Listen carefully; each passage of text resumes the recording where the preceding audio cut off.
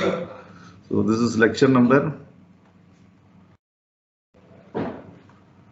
8, and today it's 17/2/2021. Static equilibrium. What is that importantly you are going to understand here is, one is what is called the free body diagram.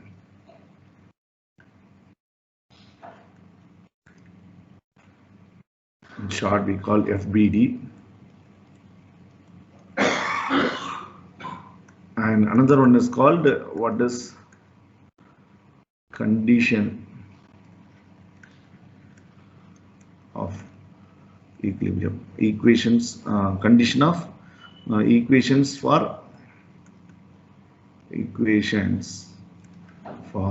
condition of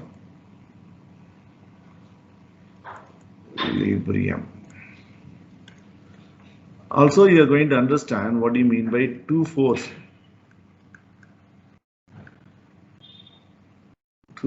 equilibrium and three forces equilibrium.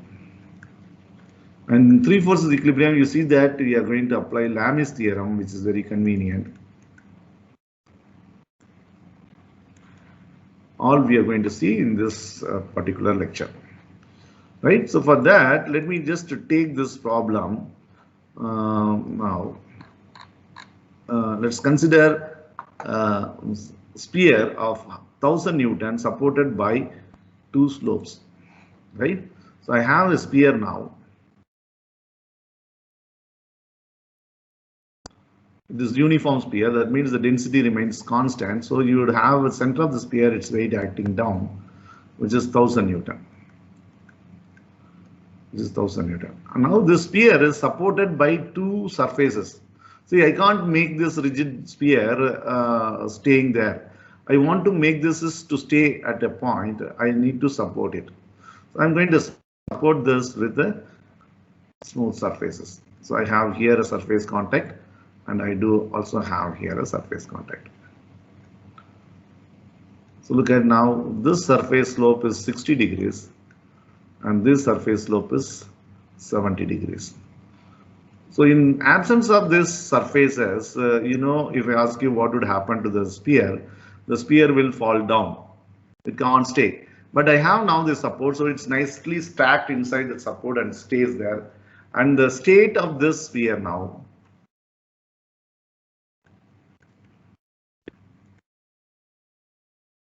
is under rest condition.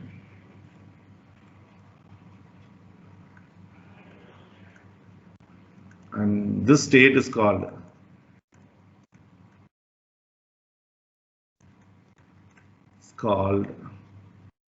static equilibrium.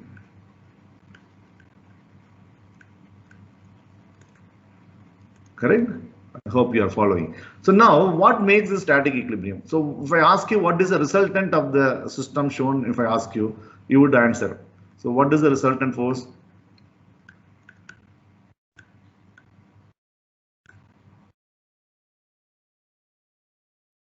Can anyone answer what is the resultant force of this system? Arvind?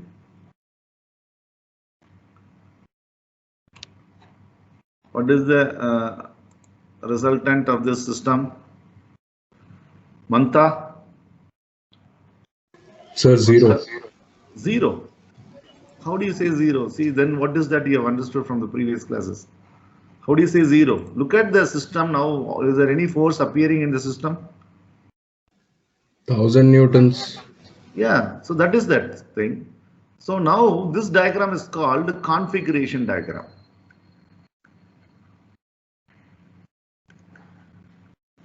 See, all terminology is very important. So configuration diagram is representing the rigid body with the supports. So the sphere orientation, the sphere position in the given system of support. That's called configuration diagram. So what is the force acting? I do not have any external force. The only force acting now in the system is the weight of the sphere. So the resultant force is weight itself. So that is 1000 Newton acting down. That's my resultant. But now we are going to extend our understanding for this to understand what is static equilibrium. So we playing with the forces, understanding, writing its resultant. So if I have another additional forces coming from here and here, then I have to find out the resultant. But that's not our task now. So now with this one weight supported by this, so what are the other two forces that are manifesting the state of rest condition? Those forces are called reaction forces offered from this support.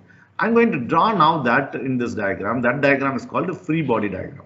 So what I do then for that to draw, I isolate the sphere alone. So I isolate the sphere from the support and I show the active force.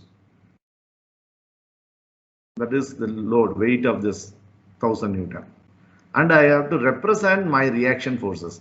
So now for that purpose, I would remove the support and show my force. So there is a force that comes normal direction here, as this is smooth surface contact. And let us call this point as point A, this point as point B. So I have here a reaction force RA. And similarly, I have the reaction comes on this normal. So there are two normals drawn at the contact A and B, and in the normal you have a reaction force. So I have here the force which comes like this. So that's, let me just draw clearly. Yeah. So this is now RB.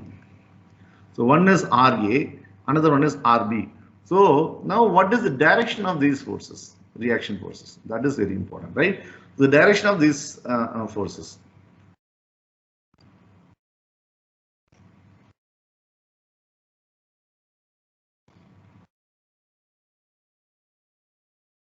This is RB, right? So how do I get? For that you should understand, if this slope is of 70 degrees, the normal drawn will have to the vertical the same angle, 70 degrees.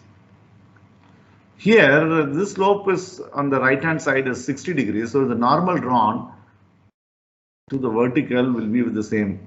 So this is an important geometry that you should always remember in mechanics. You are going to use quite often.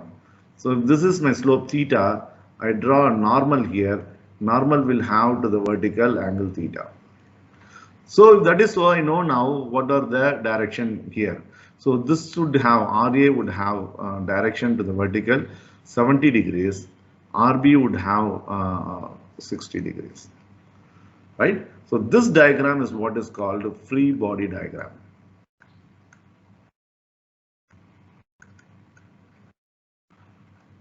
So you should differentiate between configuration diagram and free body diagram. Configuration diagram is the one where you will have a rigid body with all supports and the forces acting on them. And you find out resultant means you look at the configuration diagram. You do not worry about support reaction and just to replace the active forces by a single force. That's the resultant. But free body diagram is required to be drawn to describe your static equilibrium. So for that purpose, you have to isolate the body and show the reaction forces as well. So now this body is subjected to three forces. Look at here. So this is what is called a three-force equilibrium. Three forces equilibrium.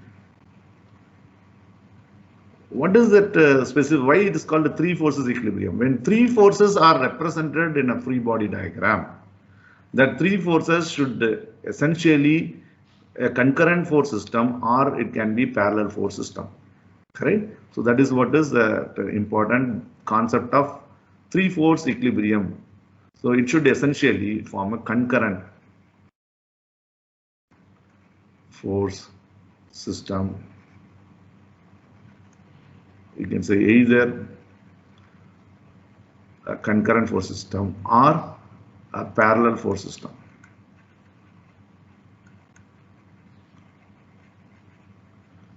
Parallel force system. Right, you may ask what is the example for parallel force system. So look at it. Can anyone say what is the example of parallel force 3-force system? What is the best example for 3-force system? I require a response. Venkat, Satvik. I will mark a note. If you do not respond, I will mark a note. I presume that you are absent for the class. So yes, what is the response now? I said yes, sir. Yeah, can you think and answer what would be an example for 3-force equilibrium wherein I see a parallel force system? Venkat, do you understand 3-force system should be a concurrent force system? This statement you have followed from this example, right? Yes, sir. Yeah. Can you give an example for a parallel force system where it is again 3-force? Parallel force system, more than 3 forces can be there, but in 3 forces in a free body diagram, look at the statement. 3 forces in a free body diagram, when I say it is inclusive of active force and reactive forces, right? Yeah. In configuration diagram, we do not represent any reaction forces. So configuration is description of geometry, description of schematic diagram of your structure with the supports, without support reaction drawn. Free body diagram is the one where you are taking a particular part of your configuration and show not only the active forces, also the support reactions. So this is the basic difference between both of them. You should never fumble on this and you should never forget on this point. I hope you followed. And Venkat, you have answered correctly that 3 forces are concurrent here. And can you give an example for 3-force equilibrium for a parallel force system? Anybody else also can think and answer. Anyone? Let me draw a diagram. Can it be a cantilever beam? Cantilever beam. Okay. So let me draw a cantilever beam. So cantilever beam schematically represented as a horizontal member where one end is free, other end is fixed. So this is a cantilever beam. How do you say this is 3-force member? It's a parallel force member. If I give one load, the weight and this weight will be acting. Suppose if I consider down here, so a homogeneous bar, and in my free body diagram, I have a reaction only. I may have a couple here, reaction couple, but that's not a 3-force member. So let me draw a diagram, and then immediately you would get it. Looking at the diagram, I'm going to draw a diagram.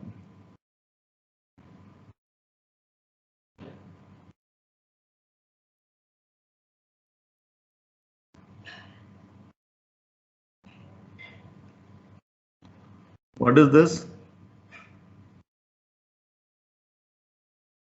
What is this diagram? It's a car. It's a passenger car. So the CG location is somewhere here. So now look at this car is parked. This is parked car. It's not moving, right? It is not moving. So velocity equals 0. So when it is parked, the entire weight will be acting down, right? And this is my configuration diagram. So if I ask you what is the resultant here, you would say resultant is the weight of the car. If I ask you what is my free body diagram of the same, what do you have to do? Assume that ground is removed and the vehicle is supported. So the support here comes by 2 vertical forces. So if this is front axle A, this is front axle, rear axle B. So I have here reaction RA and RB. So now you look at this 3 forces in a free body diagram where they are parallel. So you meet this condition. So when I say a free body diagram, I would have both active forces and reactive forces. And if it happens in a free body diagram, 3 forces, that should either a concurrent system of force or parallel system of forces. Do you get this point? So one doubt, sir. Yeah. So normally we represent reaction force with only like one force, right, sir? In the opposite direction. Only one force. Where? How do you say like one force? That's only one force in this case. Yeah. Let's say there is a box lying on the table, sir. Okay. its weight will be acting downwards. Yeah. And the reaction force will be pointing upwards in the opposite direction. So we are representing the reaction force in like only one force is there, right, sir? So Yeah. why are we representing two forces here? Yeah, 1 minute. So the sphere, as you say, let me take the same example what you have told. Let me take a sphere which is on the table, and I have a load, this configuration. If I put my reaction to support offered here, that's my free body diagram, right? So if this is my load W, this is my reaction R, that's collinear. This is what you are saying. This is correct. But why in this case 2 are because I do not keep my sphere on the horizontal platform. Rather, I support it by two slope surfaces. So wherever there is a contact, you have a normal and there is an exchange of force along the normal. And that exchanging force coming from the support is reaction here. That's why I have here a reaction RA and here a reaction RB. Are you getting me? Yes, I got that, sir. But I was saying in the case of parallel force, sir. Yeah, parallel forces in this case, you see, there are two contacts. So front axle tire contact and rear axle tire contact. So you have reactions coming from both and that would balance this. So what is that condition? RA now plus whatever you are saying, RB should be equal to 3000 Newton. So how do you write that? It's because you understand now one of the equation, condition of equilibrium, as the resultant should be 0 in free body diagram, and here all are vertical parallel forces, so sigma Fi should be equal to 0. That's what is saying resultant equal to 0 in this case, and I consider this convention. So I have RA plus RB is equal to 3000. This is my one equation. And how do I find this value further? Is taking its moment. So I will apply my this Warrington's principle or moment principle. So I know now this is my wheelbase and CG location from here is given say 1.2 meters and from here it is given say 1.1 meters. Then I would be able to find my reactions. So how do I find that? Take moment about point A. And that is going to be 0 as this is under rest condition. So I'll get RB into this distance, which is that's going to be 2.3 meters, and that creates counterclockwise moment, so that's positive, minus 3000 is the weight of the car multiplied by 1.2 equal to 0. That solves for RB. So I'll get 3000 into 1.2 divided by 2.3. That's my RB value. So let's just to find out now what is RB. So 3000 into 1.2 divided by 2.3. I get 1565.2 Newton RB. So now I can plug in this value in the equation 1 and I can get what is RA. So RA would be 3000 minus 1565.2. That's going to be 1434.8 Newton. So if I add these two, I get 0. So resultant 0 it comes. So in this case, it is straightforward. And this is an example of two-force system. Two forces system of equilibrium. And important statement, what am I going to make? For two forces in a free body diagram is acting for equilibrium that should be of same magnitude, collinear, same magnitude.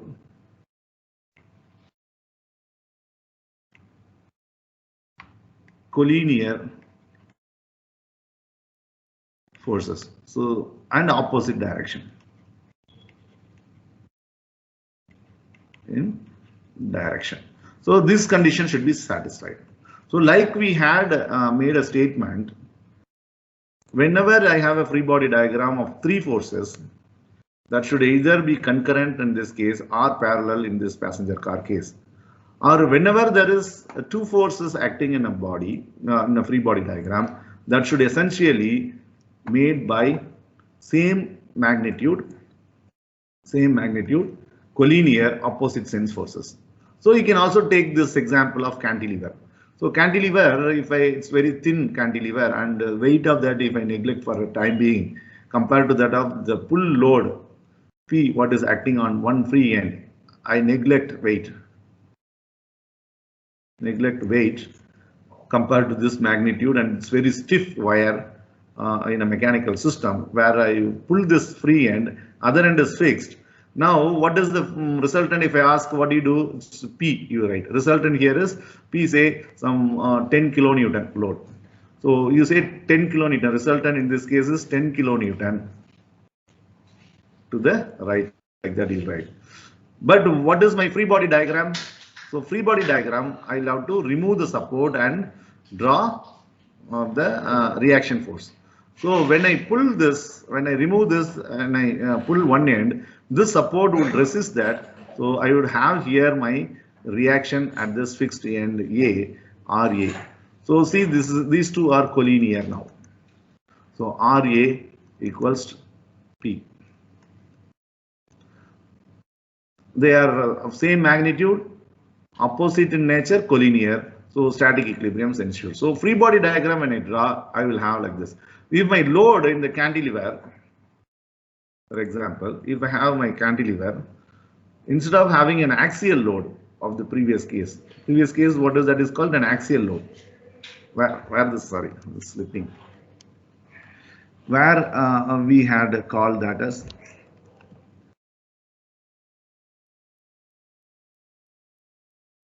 the horizontal member, uniform member, right? So instead of having this P, if I have a transverse load like P, then what would happen? If I ask you what is my resultant, in this case you would say that's P acting down. That's configuration diagram. What is my free body diagram? I should draw this, and I should show my active force. I should also show my reactive forces. Reactive force is what? When this force P is acting here, I'll have my reaction at point A, which has to balance that. So that is RA. That's going to be RA. So now in a free body diagram, I get my resultant 0. That's holds good by an equation sigma Fy equal to 0. And this equation is what is called the equation of condition of equilibrium. One of the equation of condition of equilibrium. But now resultant moment is present. See, if this is 0 when you get your reaction RA value equals to P, then only. So if this is equal to P, you get, if this is of length L, couple moment present.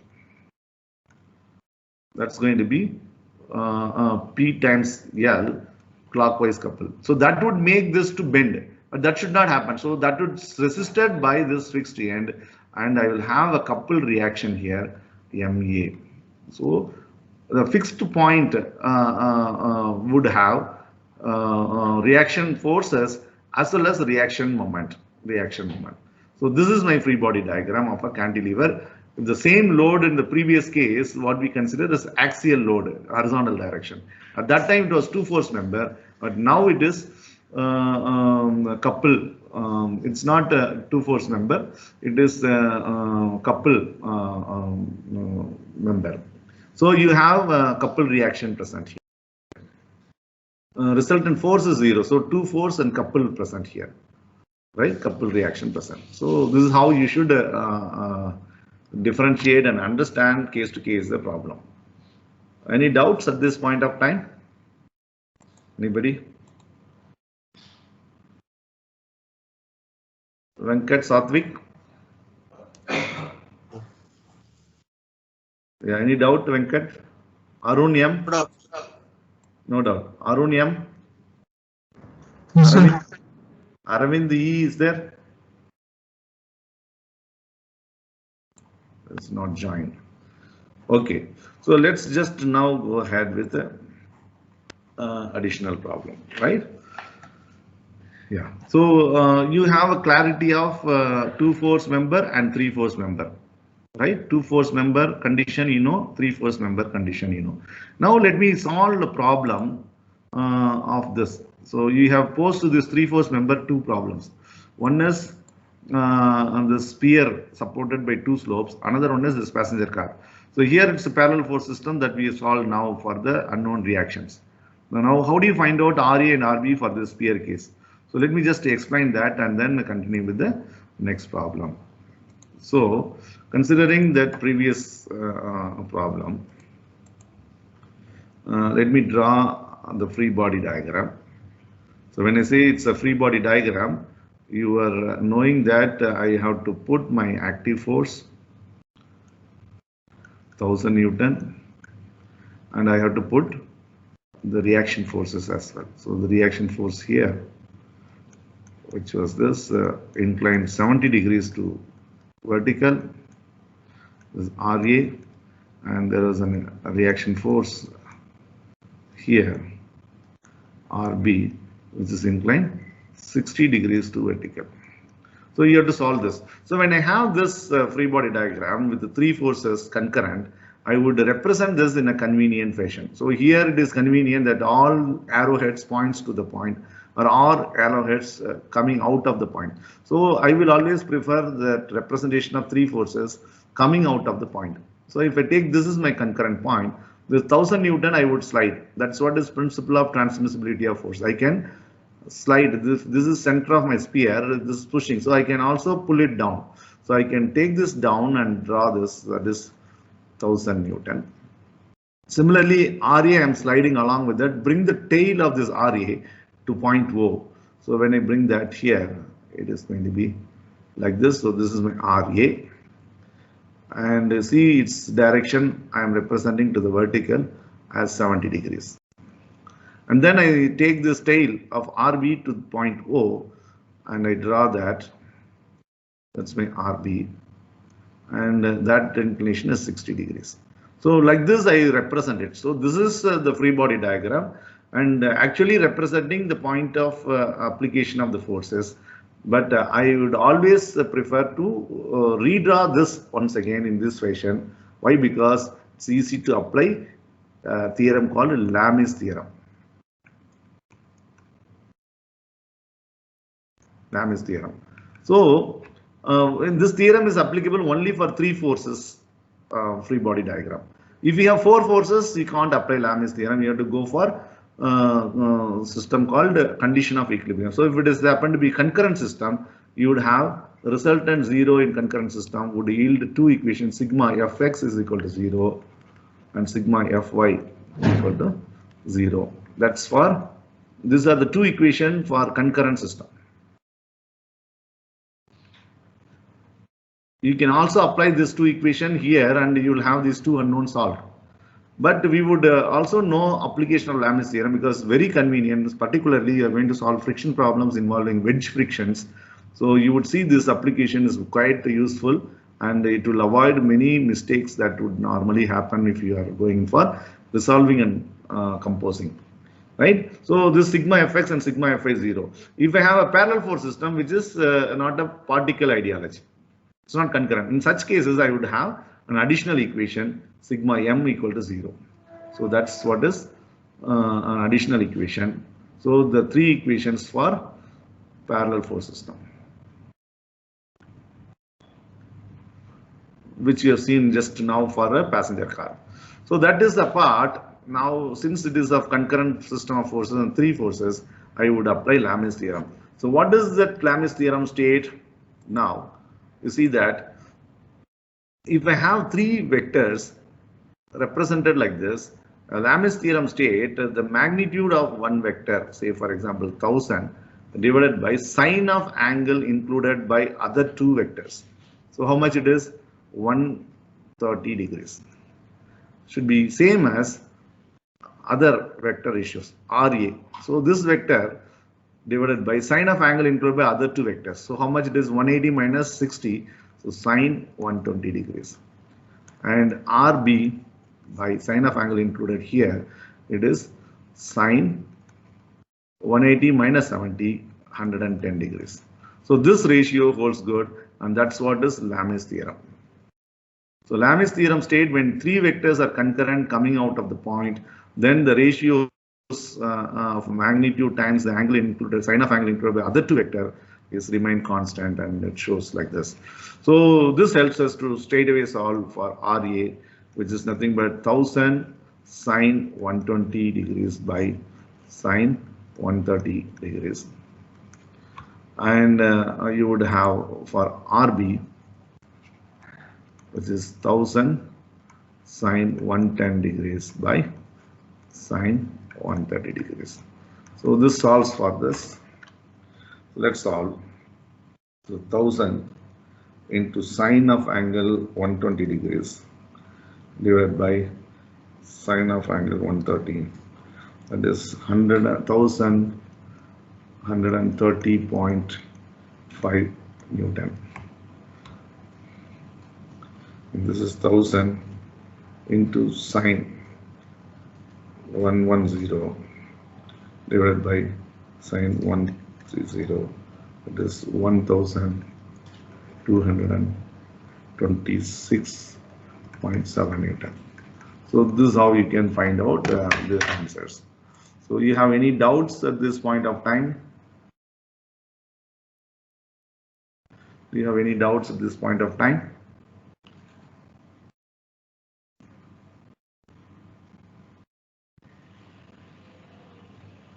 No, sir. No. Good. Okay. So we have now looked at what we have proposed for the beginning of the lecture. Let's just revisit that. What is that? You will understand what is called a free body diagram. You understood that, and you are able to differentiate free body diagram from its configuration diagram.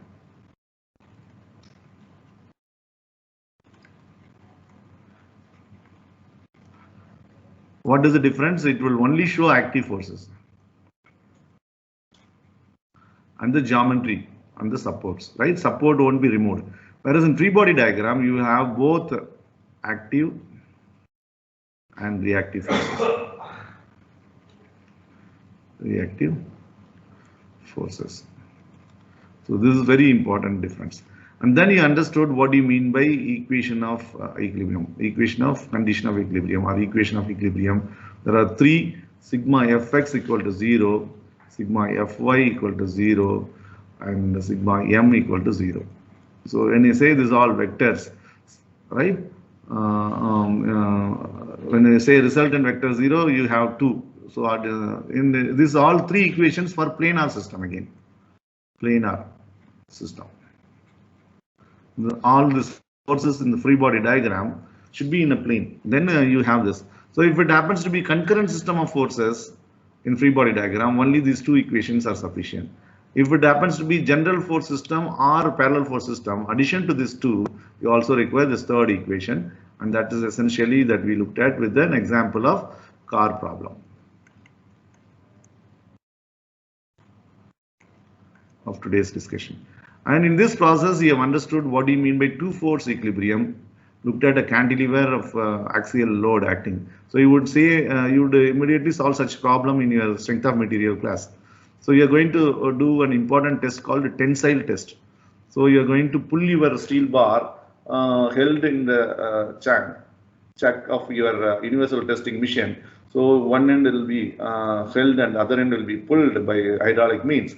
So it's subjected to an axial pull, but the material in reality is not a rigid material, so that's undergoing a deformation that you will be understanding its stress strain characteristic and so on. That's a classical experiment that you would perform to characterize the mechanical properties of the materials. But if you assume that instead of a mild steel, I put a material which is a rigid material. So we define the rigid material as what? The relative position of any point in the material do not change. So that's a rigid body or rigid material. And in reality, there is no rigid material.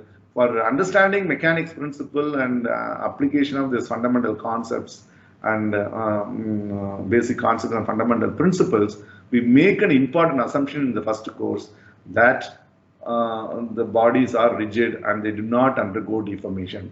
If you make that, why they do not undergo deformation? If one end is held and other end is pulled, this end is offering the reaction same as that of the application of the load, and that is nullifying. That's exactly two-force equilibrium, right? So you understood that. Condition for that is same magnitude, collinear, opposite sense. The two forces should act. And another example, what we have understood today is that what is three-force equilibrium. So three forces equilibrium should either be concurrent force system or parallel force system in free body diagram. This all understanding is met now in our discussion through these 3-4 problems. Any doubts? Okay, if you do not have any doubt, I'm happy that I presume that you followed. And let me just post another problem for you to think and answer. Maybe you're wise enough that you would say that which procedure that you would apply and solve, right?